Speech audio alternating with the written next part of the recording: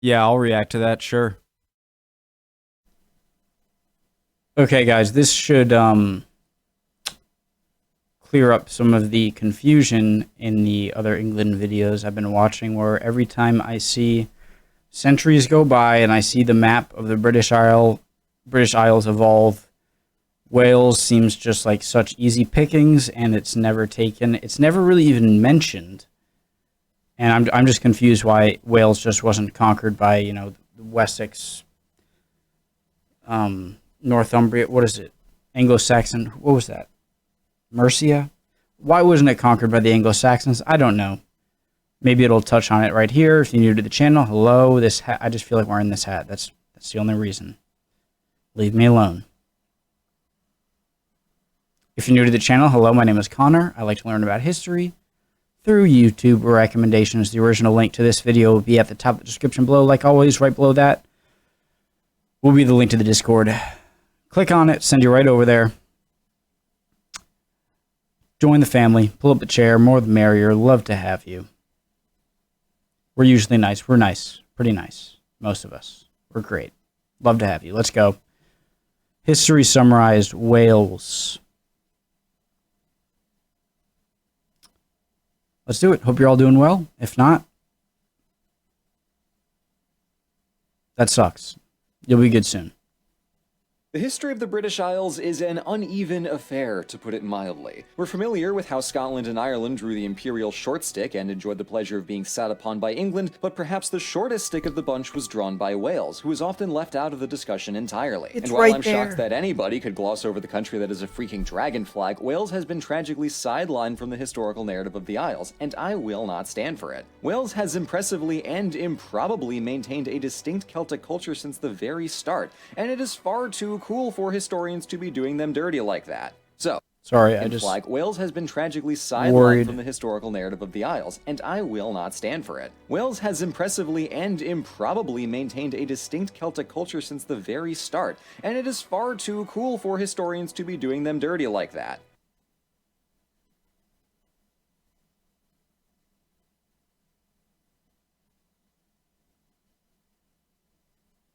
I love cool and interesting maps. So, to see how Wales did the hard carry for Great Britain's culture for 2,000 straight years, let's do some history. A proper understanding of this whole Wales business requires us to go way back in British history.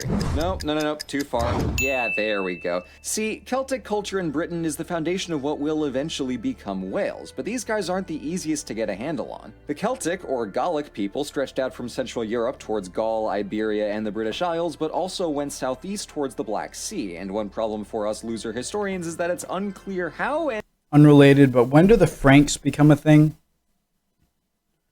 southeast towards stretched out from Central Europe towards Gaul, Iberia, and the British Isles, but also went southeast towards the Black Sea, and one problem for us loser historians is that it's unclear how and even kinda if they settled in Britain. There are competing theories for who, when, where, and why, ranging from the standard migration models to the possibility that very few Celts actually settled in Britain. Logic being that overseas trade was key to the Bronze Age economy, and Britain's tin deposits made them a big export hub. Since tin is half the chemical structure for bronze, that meant I thought nobody knew where tin came from. he settled in Britain. Logic being that Obviously, someone had to know. overseas trade was key to the Bronze Age economy, and Britain's tin deposits made them a big export hub. Since tin is half the chemical structure for bronze, that meant people from all over Europe and the Mediterranean came to the Atlantic coasts to get their bronze on, and this includes our Celt boys. So it wasn't mass migration that brought Celtic people to Britain, but rather local Britons who buddied up with Celtic traders by speaking their language and copying their swirly Latin art. So according to this meme model, the local Britons thought Celtic culture was LOL so relatable XD that they adopted it all up and down the Isles. Whether or not this model is fully accurate, it would account for some weird archaeological and linguistic discrepancies in the traditional migration theory, and it also foreshadows the prestige placed on bards.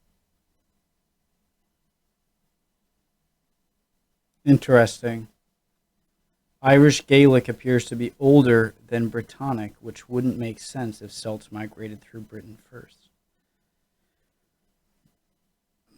My thoughts are that, the Middle East has always been, You talk about Africa, it's the cradle of civilization, and you got Egypt, but Middle East, or the cradle of humanity, and I think the Middle East is sort of the cradle of civilization.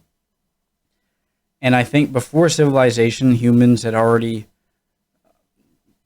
been living as tribes, hunter-gatherers, nomads, pretty much all over the planet except Antarctica. And so as the technology that seems to pop up in where people congregate and discuss ideas and create technology, and there's economy, which incentivize more better technology, and that eventually reaches all of the far out tribes who've been living much like their ancestors have been for 1,000 years. And so there are going to be just people living on the Isles probably that didn't have to be there.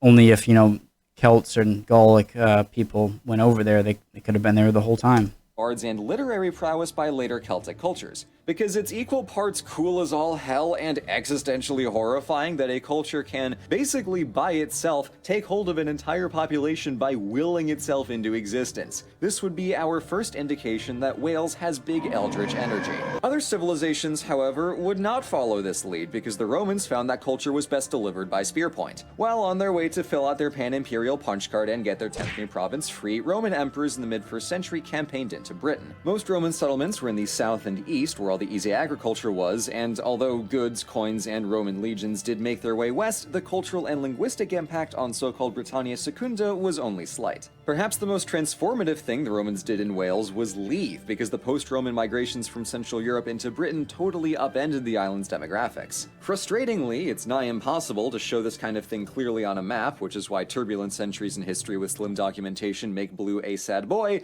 but here's the gist. We know the Angles, Saxons, and Jutes from northern Europe arrived and displaced many of the Romano-Britons, but over in the west there was also an influx of Irish Celts coming in to settle. This age of migrations was much more overtly migratory than the Celtic arrival in Britain in the millennium before, though, again, the native Britons didn't really leave. After a few decades of raiding gave way to much more peaceable settlement, most Britons were happy to start speaking Germanic and make friends with their new Saxon neighbors than to up and book it for the hills. Still, start speaking Germanic and make friends with their new Saxon neighbors than to up and book it for the hills. Still, the end of Germanic.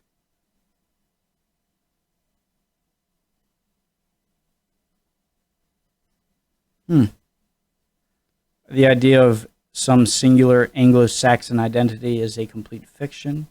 That term is useless. Germanic and make friends with their new Saxon neighbors than to up and book it for the hills. Still, the end result was the confinement of native Celtic culture to the far west in Wales and Cornwall. And that split explains why it's called Wales. It comes from the Germanic word wala, meaning foreigner, while the Welsh call it cumri, from the Celtic word for countryman. It's also in this migratory shuffle that the legend of the Romano-British King Arthur first pops up, though it'll be a couple centuries before he's labeled as Arthur, or a king. Honestly, the whole early medieval period in Wales has this pseudo-mythic Age of Heroes vibe to it. Good documentation is blah, what else is new, but the oral traditions that will later become the core of Welsh epic literature get their start in this era. So, as far as we can tell, what was going on in medieval Wales? Well, isolation from Germanic majority England was good for preserving a unified Celtic culture, but the politics were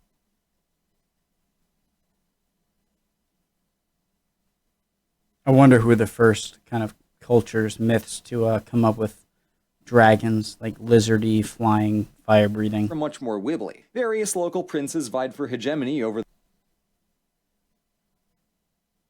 The red dragon, the Draig Goch, represents the Welsh Celtic people, while the white dragon represents the many Saxon. disparate realms, but succession always proved their undoing, as sons would squabble and big kingdoms would shrink back to where they started. The princes of Gwynedd and Powys were the most successful of the bunch, and as a result, King Offa of Mercia built a dike across his border in the late 700s to try and keep Powys out. But that worked about as well as any frontier walls have worked throughout history, which is to say, Kaiju in a Northern Category 4 broke through the coastal wall in less than an hour.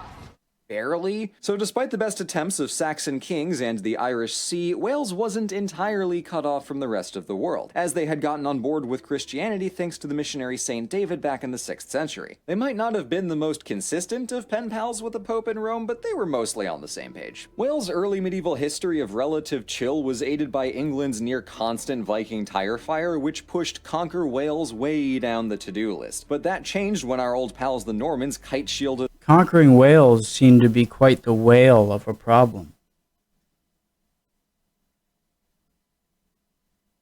Back to you. Their way to conquering England. I'm going to cut that out. That changed when our old pals the Normans kite-shielded their way to conquering England. Because quite the whale of the problem.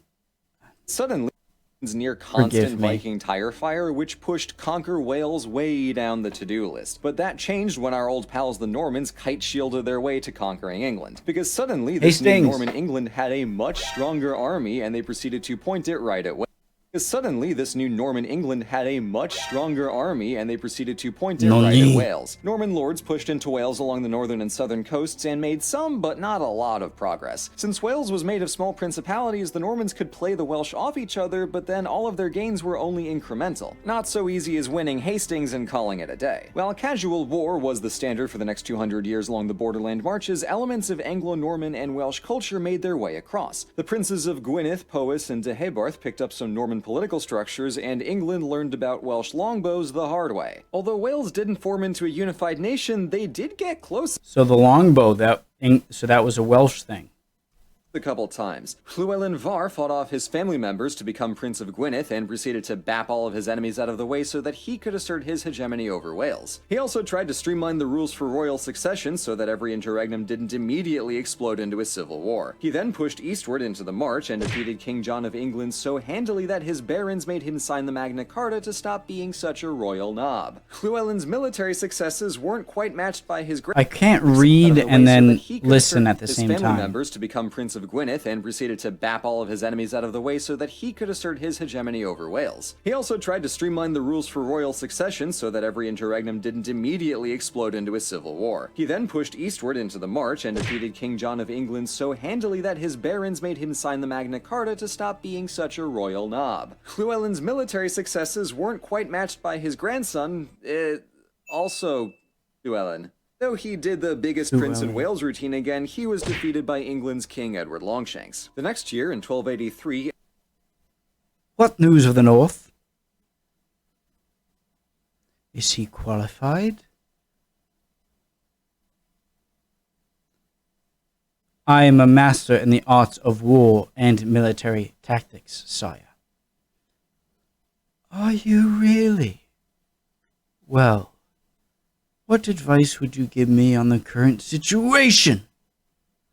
Guess that movie. Edward pushed into Wales and stomped out the princes, using the old Norman trick of building a buttload of castles in newly conquered territory to stop the locals from getting ideas. In a twist that should surprise no one, England needed more than a few of these to do the trick, so Wales has the highest castle density of any country in Europe. That's where I need to go. 600 built and 100 still standing today. That is, and I really cannot stress this enough, a stupid amount of castles. That's the density equivalent of 23 castles in New York City, with a less impressive but still formidable 2 castles just in Manhattan.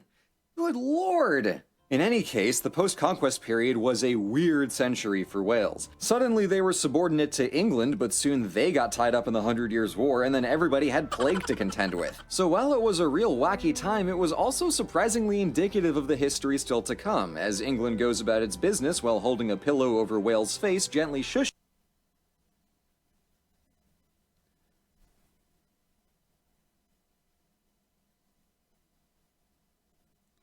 So, are you telling me that the whole time I've been complaining, why didn't the Anglo-Saxons conquer the Welsh? Why is no one talking about this obvious territory that is surrounded and conquered? It's because it was conquered so easily and swiftly and at first that it's just not worth mention? them and hoping nobody notices. Forgive me for speedrunning through the next several centuries, but I've already done the England plotline once, and that was painful enough. A century after a thwarted independence uprising in 1400, Wales had the good fortune to pull a reverso and put a Welshman on the English throne. The man in question was one Henry VII, notable ender of the War of the Roses, and he set up Wales for greater integration with England and way more rights than they had before. This all became official via the Laws in Wales Acts passed by Henry VIII in the mid-1500s. He drew up county borders, standardized laws, gave Welshmen equal status as Englishmen, and gave Wales representation in Parliament. And as an added bonus of Henry's hop over to Protestantism, the Church translated the Bible... Sorry, just maybe I was wrong. Because I think just in the History Matters videos, I don't think I'm at the point of, you know, the War of the Roses or anything like that, so maybe... into Welsh. This protection of the Welsh language coincided with a new interest in medieval culture and ancient literature, and language became a defining feature of the Welsh identity. While all of this was going on, the political story of Wales got folded into the larger English narrative, what with the Spanish Armada-ing, the union of the crowns of England and Scotland-ing, and the creation of a globe-spanning empire-ing. Despite playing second fiddle, maybe closer to fourth, in the history of the British Empire, Welsh literature was rising in prominence during the Romantic movement, thanks in part to some shiny new editions of classic works. Specifically, Lady Charlotte Guest compiled and published the 4 branches of the Mabinogi, and doubly translated too, so Welsh and English readers could both enjoy the medieval folklore. In contrast to Scots Gaelic going kaput and Irish Gaelic suffering, both enjoy the medieval folklore. In contrast to Scots Gaelic